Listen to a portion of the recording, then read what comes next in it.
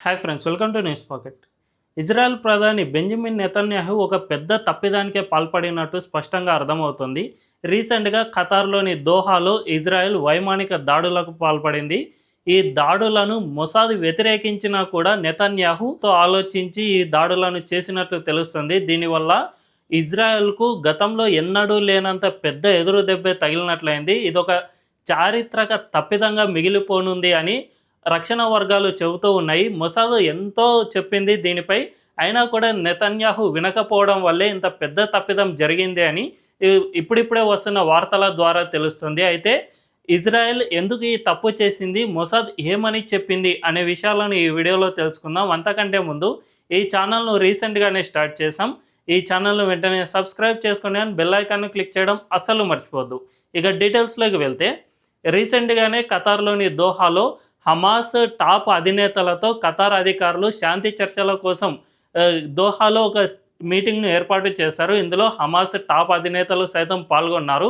ఈ మీటింగ్ జరుగుతున్న సమయంలోనే ఇజ్రాయెల్ వైమానిక దాడులకు పాల్పడింది. ఈ దాడులు కొద్దిలో మిస్ అయి త్రుటిలో తప్పించుకున్నారు హమాస్ అధినేతలంతా. కానీ ఇది ఆ దేశానికి పెద్ద దౌత్యపరమైన చిక్కులను తెచ్చిపెట్టింది. ఏకంగా అరబ్ దేశాలన్నీ ఏకమయ్యే స్థాయికి ఇజ్రాయెల్ తీసుకొచ్చింది.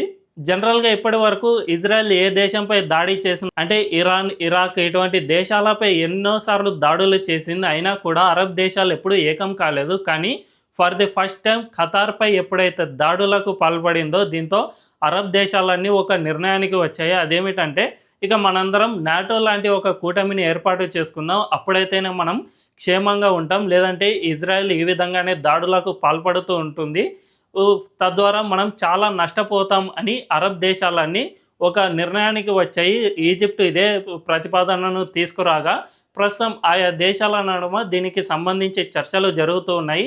మరోవైపు పాకిస్తాన్ సైతం అరబ్తో ఇదే టైంలో ఒక ఒప్పందం సైతం చేసుకుంది. అదేమిటంటే, ఈ రెండు దేశాల్లో ఏ ఒక్క దేశంపై దాడి జరిగినా రెండు దేశాలపై దాడి జరిగినట్లుగానే భావించి రెండు దేశాలు ఆ దాడి చేసిన దేశంపై యుద్ధానికి దిగుతాయి. సో ఈ ఒప్పందం కూడా ఇజ్రాయెల్ చేసిన దాడికి ప్రతిగానే చేసుకున్నట్టుగా స్పష్టంగా అర్థమవుతుంది. సో ఒక్క దాడి వల్ల ఇంత పెద్ద ఎత్తున మార్పు తీసుకురావడానికి బెంజమిన్ నెతన్యాహునే కారణమయ్యాడు. నిజానికి ఈ విధంగా మనం దాడులు చేయకూడదు అని ఇజ్రాయెల్ నిఘా సంస్థ మొసాద్ ఎంతగానో మొత్తుకుని చెప్పింది. మొసాద్ చీఫ్ డేవిడ్ బార్నే బెంజమిన్ నెతన్యాహును ఇదే అంశంపై పదే పదే హెచ్చరించాడు. ఈ విధంగా దాడులకు గనుక పాల్పడితే తీవ్ర పరిణామాలను ఎదుర్కొనే అవకాశం ఉంటుంది అని కూడా హెచ్చరించాడు. అయినా కూడా నెతన్యాహు అస్సలు వినలేదు. ఫలితంగా ప్రస్తుతం పెద్ద దౌత్యపరమైన చిక్కులను ఎదుర్కొంటూ ఉన్నారు. మొసాద్ ముఖ్యంగా 3 కారణాల వల్ల దీన్ని పూర్తిగా వ్యతిరేకించింది. మొదటి కారణం, ఏ దేశాల నడుమైనా శాంతి చర్చలు జరుగుతున్న సమయంలో వాటిపై మనం దాడులు చేయకూడదు అని మొసాద్ తేల్చి చెప్పింది. ఖతార్ ప్రస్తుతం ఈ యుద్ధాన్ని ఆపడానికే ప్రయత్నిస్తుంది. అందువల్లనే ఈ మొసాద్ అధినేతలను తీసుకువెళ్ళి తన దేశంలో చర్చలు జరుపుతోంది. సో ఈ విధంగా శాంతి చర్చలకు ప్రయత్నం చేస్తున్న ఒక దేశంపై మనం దాడులు కనుక జరిపితే అది పెద్ద దౌత్యపరమైన చిక్కులు ఎదుర్కొనే అవకాశం ఉంటుంది అని మొసాద్ ఫస్ట్గా తేల్చి చెప్పింది. దీంతో పాటు ఒకవేళ మనం ఖతార్పై దాడులకు పాల్పడితే అరబ్ దేశాలన్నీ ఏకమయ్యే పరిస్థితికి చేరుకుంటుంది. అదే కనుక జరిగితే ఇజ్రాయెల్కు చాలా పెద్ద చిక్కులు ఏర్పడే అవకాశం ఉంటుంది. మనం ఆర్మీ పరంగా చాలా ఇబ్బందులను ఎదుర్కొంటామని మొసాద్ తేల్చి చెప్పింది. దీంతో పాటు ఒకవేళ హమాస్ అధినేతలను అందరినీ చంపాలని అనుకుంటే ఖచ్చితంగా మేము ఆ పనిని చేసి చూపిస్తాం. మేము ఇప్పటి వరకు ఎంతోమందిని చంపేశాము, ఇప్పుడు కూడా భవిష్యత్తులో వీరందరినీ చంపడానికి మేము సిద్ధంగానే ఉన్నాం. అందుకు సంబంధించి మా దగ్గర ముందస్తుగానే అన్ని ప్లాన్స్ ఉన్నాయి. ఎవరెవరిని ఎక్కడెక్కడ ఏ టైంలో వేసేయాలి అనే అంశంపై మేము ముందుగానే స్కెచ్ గీసుకుని ఉన్నాం. జస్ట్ దీనికి 4 ఏళ్ల సమయం మాత్రమే పడుతుంది. ఈ టైం కనుక మాకు ఇచ్చారంటే అందరినీ వేసేసి మీ ముందు పెట్టేస్తాం. అంతే తప్ప ఇప్పుడు మీరు ఖతార్పై ఎటువంటి దాడులకు పాల్పడవద్దు, ఇది పెద్ద చిక్కులు తెచ్చిపెట్టే అవకాశం ఉంటుంది అని కూడా మొసాద్ బెంజమిన్ నెతన్యాహును హెచ్చరించింది. దీంతో పాటు ఐడిఎఫ్ చీఫ్ ఇయాల్ జామీర్ అండ్ జాతీయ భద్రతా సలహాదారు జాకీ హనిగ్బీ సైతం బెంజమిన్ నెతన్యాహును ఇదే అంశంపై హెచ్చరించారు. మీరు ఇప్పుడు కనుక దాడులకు పాల్పడితే భవిష్యత్తులో తీవ్ర పరిణామాలను ఎదుర్కోవాల్సి ఉంటుంది, కాబట్టి ఇదొక్క టైంలో సైలెంట్గా ఉండండి అని నెతన్యాహును ఎంతగానో హెచ్చరించారు. అయినా కూడా అతను వినలేదు. వీళ్ళందరినీ చంపేయాలనే మూర్ఖత్వంతో అతనే ఆర్డర్స్ ఇచ్చేశాడు. దీంతో ఈ దాడిలో మొసాద్‌ను అండ్ ఐడీఎఫ్‌ను ఉపయోగించుకోలేదు.